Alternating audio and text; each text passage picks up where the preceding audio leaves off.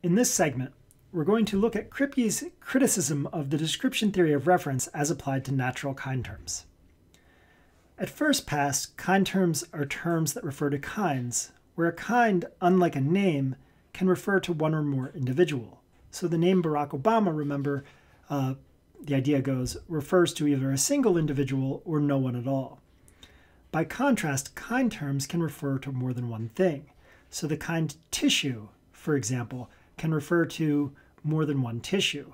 The kind desk can refer to more than one desk. The kind term tree can refer to more than one tree. At first pass, natural kind terms are terms that purport to refer to kinds that are importantly unified independently of our thinking about them or interacting with them. So consider some examples. Water, heat, tiger, tree, gold, light. The idea is that these are important kinds of things regardless of our considering them to be important. By contrast, non-natural kinds, well, here I have them phrased as terms, but just get rid of the quotes.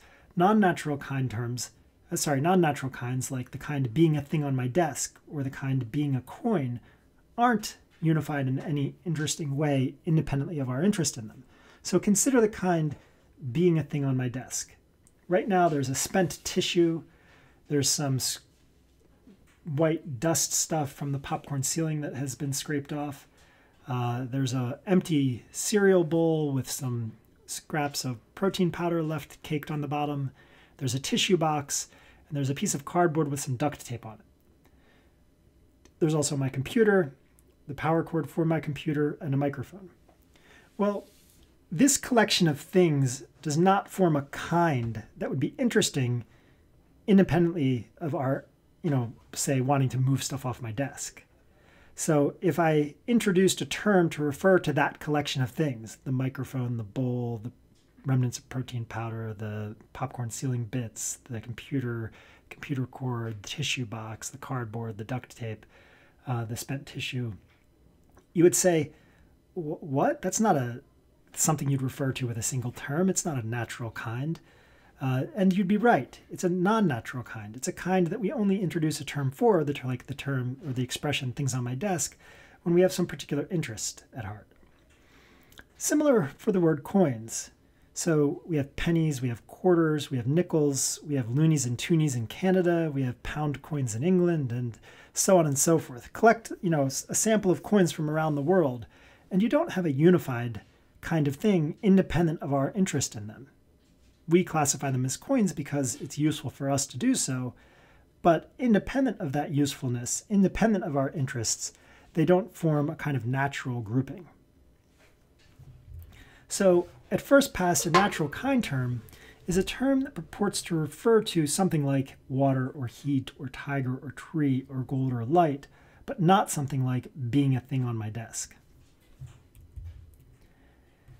The description theory of natural kind terms holds that there are analogs of our first 6 theses that are true of such terms. Now you're going to have to modify the theses in obvious ways, especially the theses that refer to uniqueness, but the basic idea is the same. The basic idea underlying the description theory of names is this, that for each name there's a sense, and that sense fixes the reference of the name, and that any competent user of the name can access that sense a priori.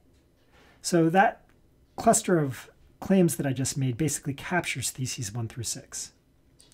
And the idea of the description theory of natural kind terms is that that holds for natural kind terms. That is, for each natural kind term, there is a sense.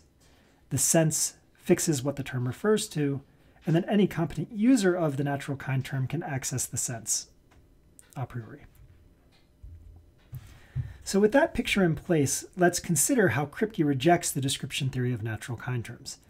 Now, this description theory of natural kind terms and Kripke's rejection of it is very, very important. It has really interesting consequences. It has really interesting consequences in a variety of domains, including the philosophy of science.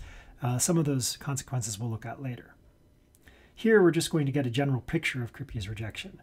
And we're going to start with the example of the natural kind term tiger. So here's a dictionary definition of a tiger.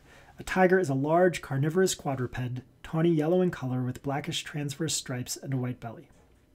And we're going to assume that this is the sense of tiger. Anything we say will be equally applicable if you adjust the sense a bit here and there.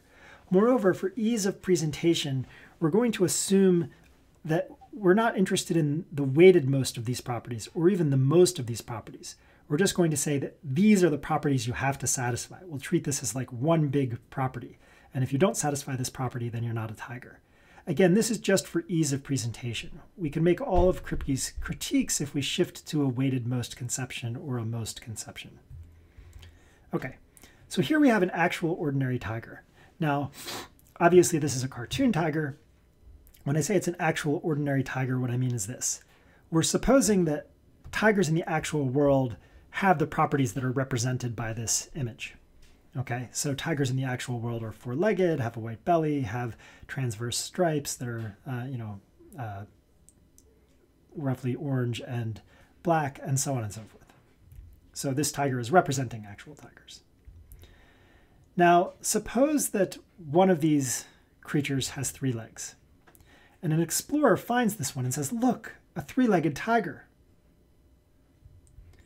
Well, this creature then is not quadrupedal. What does that mean? Well, if the description theory of natural kind terms is right, and the sense that I got from this dictionary is correct, then when E says, look, a 3-legged tiger, what E says is false. Now, you may say that this, and the idea will be, of course, that what E says is true, therefore the description theory of natural kind terms is wrong. Now, you may want to say, but look, if we just shift to the most version or the weighted most version, we'll get out of this problem. But what I want you to see is E could come along and say, look, a 3-legged tiger that's become is no longer a carnivore, that's become a vegetarian. And E could say, look, a 3-legged tiger that has become a vegetarian and because of some weird mutation is an albino. And then the only description left would be the white belly description. You wouldn't be satisfying most of the descriptions. So the point here that we will make about this single property could be applied to the most version or the weighted most version. So again, let's go through the dialectic. If the description theory of natural kind terms is right, and we're supposing this is the right sense for tiger, then when E says, look, a 3-legged tiger, that's just not true, because this isn't a 3-legged tiger, because tigers are necessarily quadrupedal. That's part of the sense that fixes the reference. So the term tiger just doesn't refer to this thing precisely because it's 3-legged. But, says Kripke, that's wrong. The term tiger does refer to this thing, even though it is 3-legged. Therefore, the description theory of natural kind terms is wrong. So if the description theory is right, then the explorer should say this thing isn't a tiger because it's not a quadruped, but E's perfectly correct to say a 3-legged tiger, so either the description theory of natural kind terms or the sense is wrong. We're supposing the sense is right, so the description theory must be wrong. But let's consider again this question, is the sense wrong?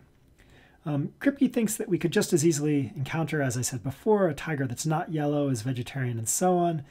The point being, you're not going to be able to come up with a better sense. Okay. So there's a serious problem with the description theory of natural kind terms.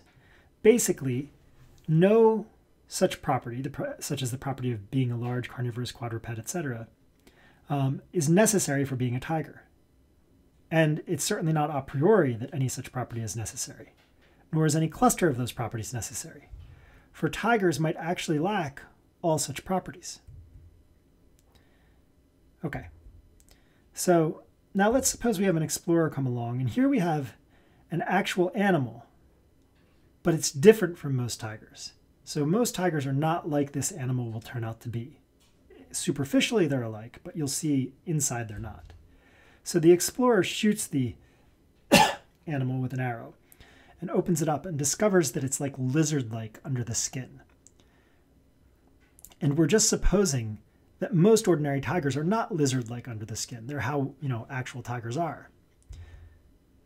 So the explorer then goes investigates and says, wow, this is surprising. Under the fur, under the skin, it's really a reptile. Well, intuitively, this thing is not a tiger. even though it satisfies the relevant sense because it is a large carnivorous quadruped, tawny yellow in color with blackish transverse stripes and a white belly. So again, let me go through the dialectic. The thing here does satisfy the sense on the surface, but underneath it turns out it's a lizard.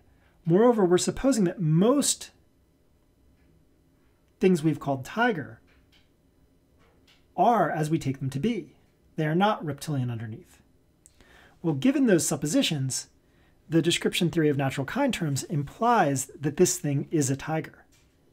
But, says Kripke, that's wrong. Clearly, this thing is not a tiger. If most ordinary tigers, that is, most things we've called tiger, are large carnivorous quadrupeds, tawny yellow in color with blackish transverse stripes and a white belly, and moreover, inside are mammals as we take them to be, then this one single thing, which is totally deviant, a reptile that somehow grew fur and tiger shape, is not a tiger.